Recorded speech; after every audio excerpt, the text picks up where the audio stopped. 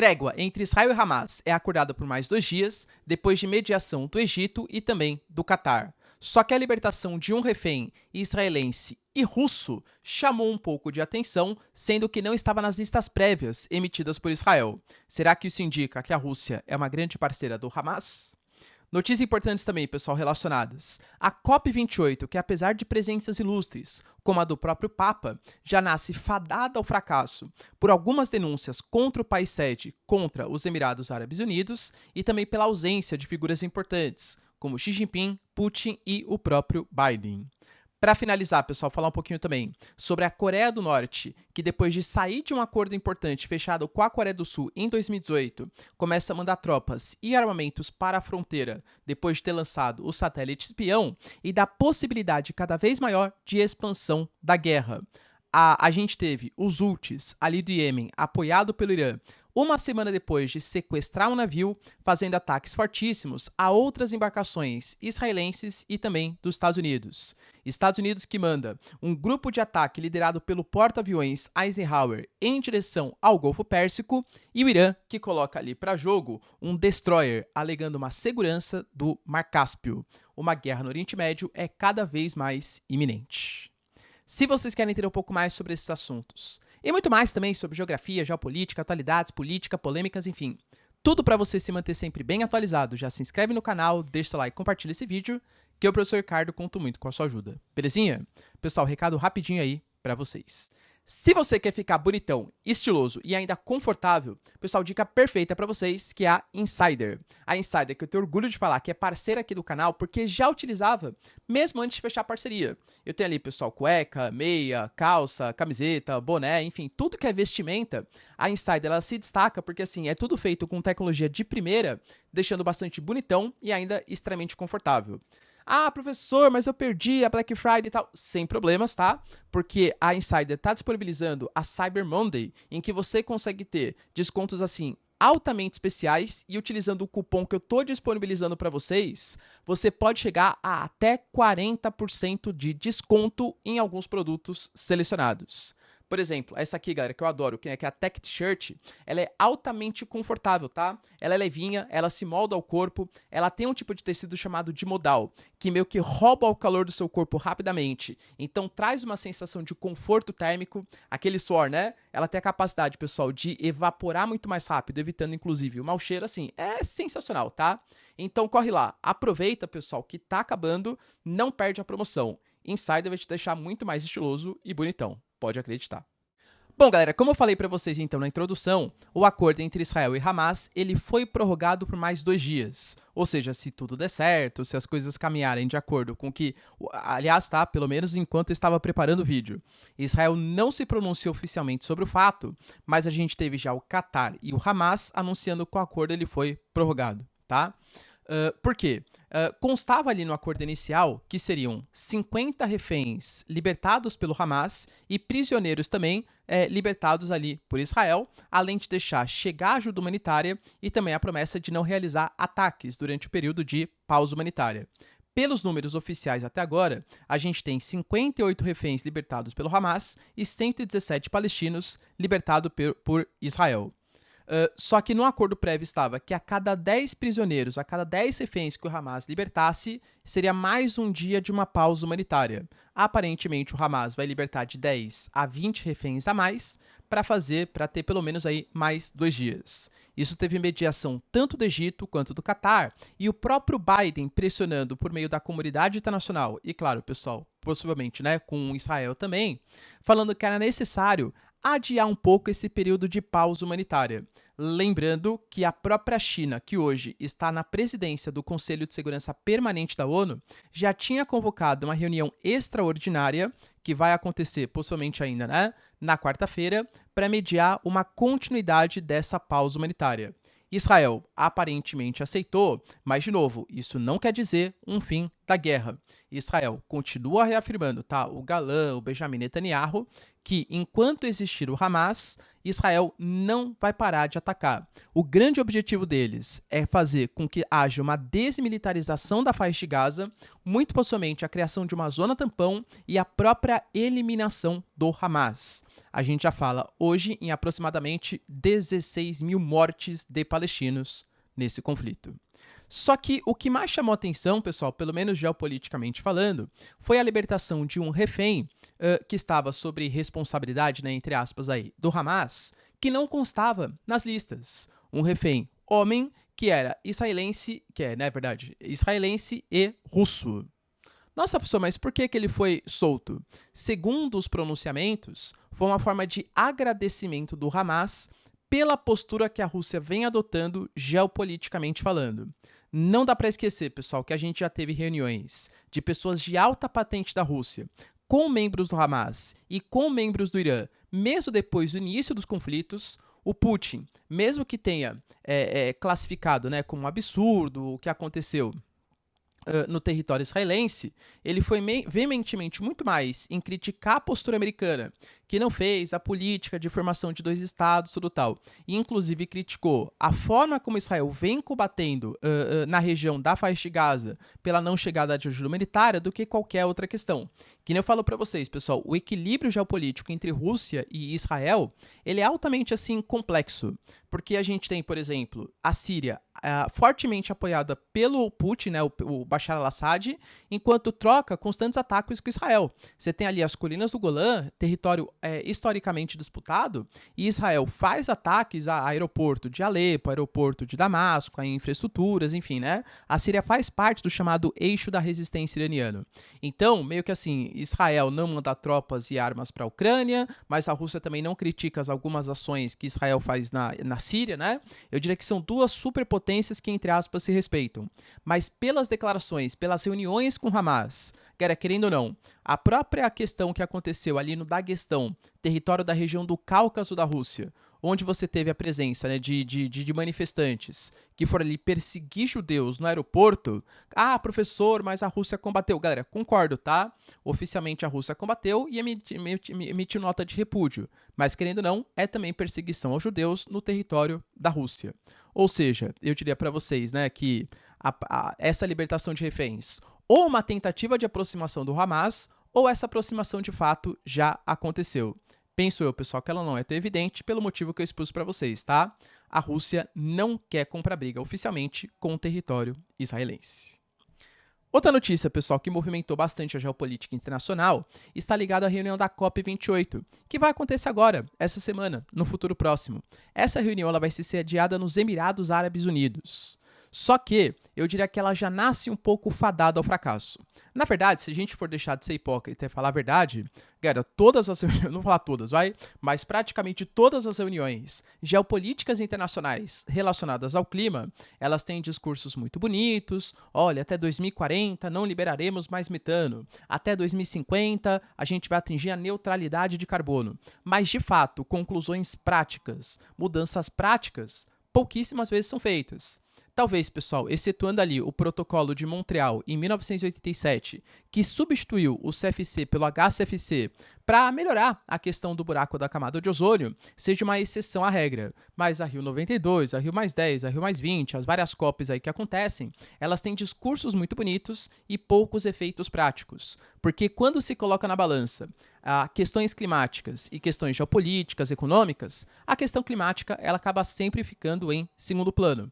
Mesmo com as evidências, né, cada vez mais robustas aí. A gente pode até fazer um vídeo gravando, né, disso depois, uma parte mais geográfica climática da coisa, que aliás foi a minha especialidade na faculdade de geografia, tá? Resumindo assim, com as evidências mais robustas, mesmo assim, isso não está convencendo grande parte da comunidade internacional da importância desses atos. Ou talvez se convence, a comunidade internacional prefere pensar em questões econômicas, sociais, ou seja, que vão trazer mais voto do que ficar mudando matriz energética internacional. Pensando nisso, uma série de lideranças internacionais não participará da reunião. Por exemplo, o Biden não vai, inclusive o próprio John Kerry, por exemplo, ele que vai ser o representante dos Estados Unidos, falou que o Biden, nesse momento, tem questões mais, não falou palavras sérias, né? Mas questões mais importantes, como guerra no Oriente Médio, como a guerra da Ucrânia, para tratar e por isso não vai participar, e outros países que são grandes poluidores, emissores de gás carbônico para a atmosfera, muito possivelmente não participarão. Pessoal, não vejo muito clima para o Putin, né? E para participar da cúpula, da COP28. Possivelmente o Xi Jinping também não participará, e o próprio Raisi, por exemplo, né, presidente do Irã, também não deve participar dessa cúpula. Ou seja, ela já nasce um pouco esvaziada. E mesmo assim, ela vai ser muito mais utilizada por países e organizações para fazer reuniões bilaterais que nem tangem exatamente sobre o tema. Vide, por exemplo, o caso do acordo Mercosul-União Europeia, que eu já discuti aqui com vocês. O Milei, pessoal, possivelmente quando entrar como presidente, ele deve dificultar a formação desse acordo. Então, tanto o Mercosul e a União Europeia estão correndo rapidamente para aprovar no dia 7, que vai ser a última reunião do Mercosul em 2023, inclusive com a presidência brasileira. O Paraguai mesmo, que vai ser o próximo presidente, já falou, galera, que também não colocará o acordo Mercosul-União Europeia como uma das suas prioridades, já que a União Europeia fica com medidas protecionistas e por aí vai, né? Então, possivelmente, assim, vai ser a última chance de acordo e ela vai ser realizada, as conversas, né, com a Ursula von der Leyen e outras lideranças, às margens da reunião. Para piorar a situação, a gente coloca os Emirados Árabes Unidos como a referência da cúpula. Vazaram, pessoal, com os documentos que comprovavam que, na verdade, os Emirados Árabes não estariam muito interessados em sediar essa COP para discutir exatamente as questões climáticas. Vale lembrar que os Emirados Árabes Unidos, dentre outras atividades econômicas como turismo, lazer, também tem uma exploração de petróleo, combustíveis fósseis, bem significativa. E pelos documentos vazados, a grande intenção dos Emirados Árabes era fazer acordos bilaterais ou multilaterais com algumas organizações, com alguns países. Inclusive, nesses documentos, coloca o nome do Brasil, tá? O Brasil, por exemplo, supostamente, pessoal, teria a compra da Braskem, na verdade já teve até a oferta pública, né? Só que ainda não foi aceita, mas os Emirados Árabes pressionando para que o Brasil venda uma parte da Braskem.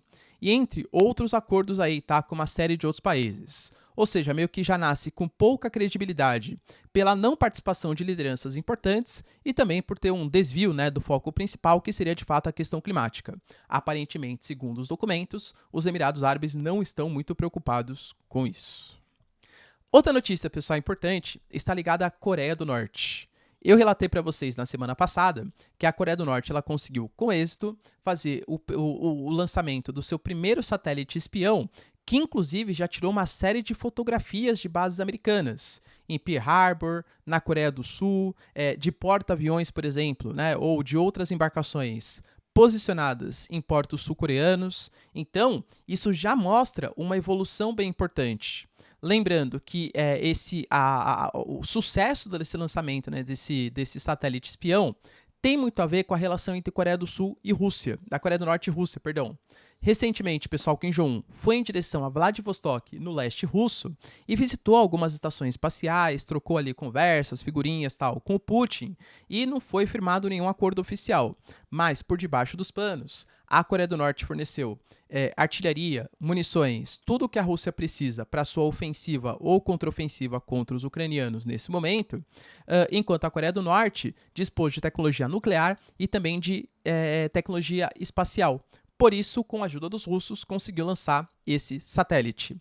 O Japão mesmo, pessoal, emitiu nota demonstrando uma grande preocupação, falando que tanto o satélite ele coloca em risco a estabilidade ali da região, quanto mostra que a Coreia do Norte está cada vez mais desenvolvida e isso pode impactar coisas negativas para a própria segurança do Estado japonês. Lembrando que o Japão, desde o Shinzo Abe, já vinha mudando um pouco a sua política, se militarizando mais, e agora com Fumio Kishida, que tem propostas ligadas a maior gasto do PIB, com defesa, com armamentos, com a parte militar, e com a Coreia do Norte ficando mais forte, isso deve se reforçar ainda mais.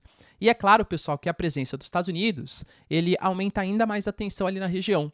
Vale lembrar que, recentemente, Biden, Coreia do Sul e Japão fizeram uma cúpula lá em Camp David, que tinha uma das propostas, a desnuclearização da Coreia do Norte. Então, basicamente, né, um fica acusando o outro. Japão, Coreia do Sul e Estados Unidos alegam que só fizeram a reunião porque a Coreia do Norte faz ameaças constantes. A Coreia do Norte alega que só vem desenvolvendo o seu programa nuclear, seus satélites, enfim, porque já existem embarcações americanas, satélites espiões, enfim, toda uma tecnologia para conter ou para atacar futuramente os norte-coreanos. É fato, pessoal, que em 2018, Pyongyang e Seul, ou seja, a Coreia do Norte e a Coreia do Sul, tinham firmado um acordo eliminando algumas questões aí sensíveis militares, inclusive, e abandonando postos avançados nas áreas de fronteira. Esse acordo acabou, tá? Semana passada, a Coreia do Norte saiu desse acordo e, segundo a própria Coreia do Norte e denúncias da Coreia do Sul, a Coreia do Norte vem mandando armas e colocando militares próximos novamente da área de fronteira, fazendo algumas movimentações estranhas. A Coreia do Sul, pessoal, já demonstrou bastante preocupações e anunciou que caso haja algum tipo de atividade mais perigosa, enfim, dos norte-coreanos, alguma coisa mais perigosa pode acontecer, algum tipo de retaliação. Vale lembrar que a Coreia do Sul, embora não tenha armas nucleares, é sim um exército bastante perigoso, bastante potente e tem a presença de uma série de bases americanas no seu território. Vale lembrar, inclusive, que a Coreia do Sul ela vem questionando por que ela não pode ter arma nuclear. Tanto que uma das propostas era que os Estados Unidos repassassem tecnologia nuclear para a Coreia do Sul. Os americanos se negaram em fazer isso, mas prometeram periodicamente posicionar algum tipo de submarino nuclear ou talvez até armas nucleares próximos ali dos portos sul-coreanos, principalmente do porto de Busan, que é um dos portos mais utilizados. Ou seja, a tensão na Península Coreana está aumentando novamente.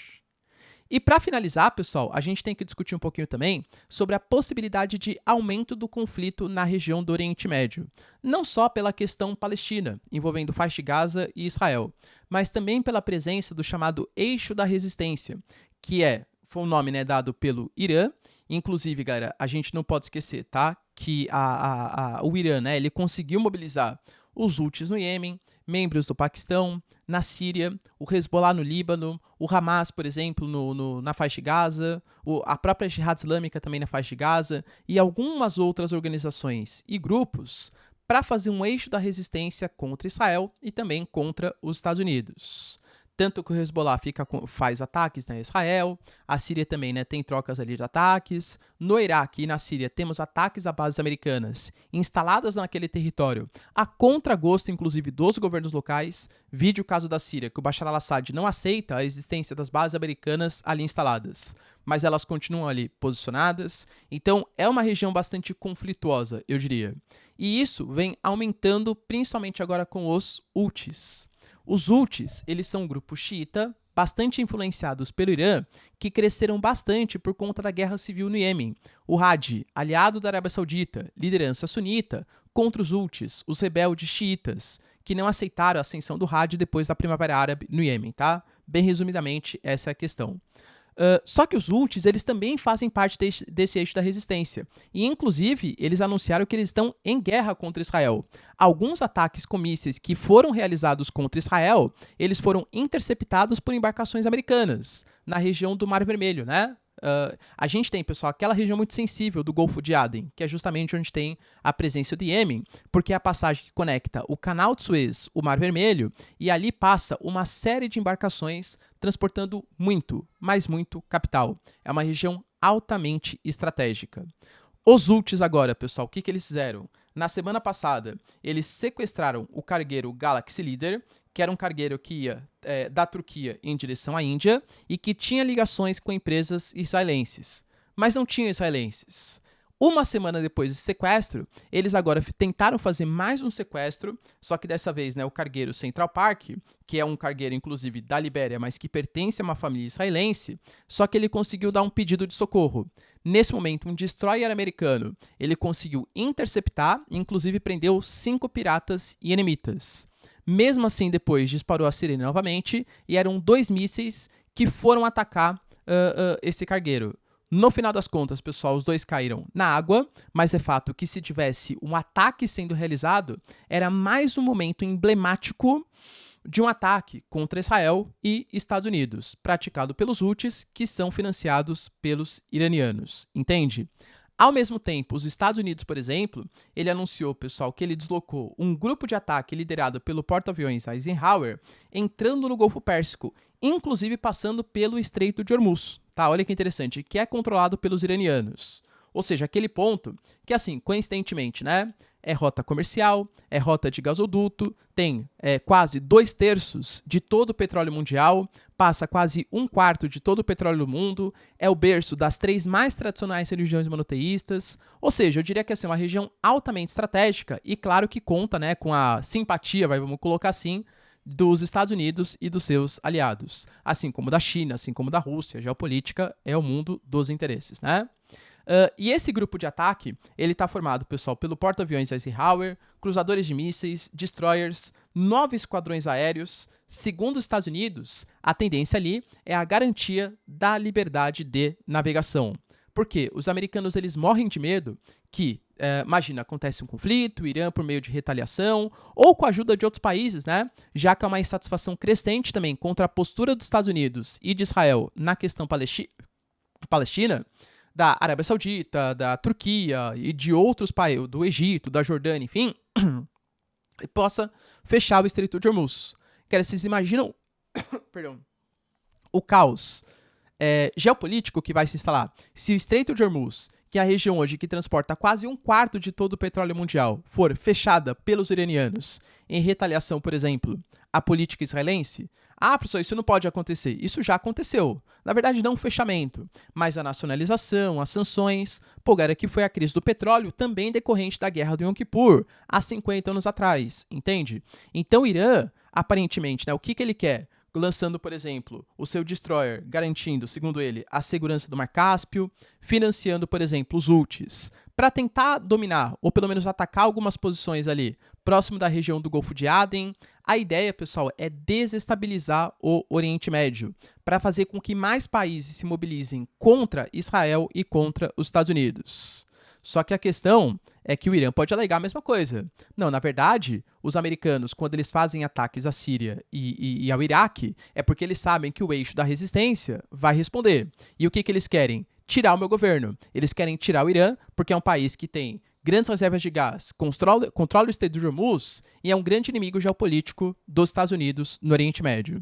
Fato é, pessoal, quem foi primeiro, né, a galinha ou o ovo, é uma questão que a gente pode discutir no próximo vídeo, mas que as tensões estão aumentando. E isso pode culminar com uma guerra por procuração entre Houthis, Iêmen, Irã e os Estados Unidos e Israel, ou talvez até, num limite do raciocínio, numa guerra direta entre Irã e Estados Unidos.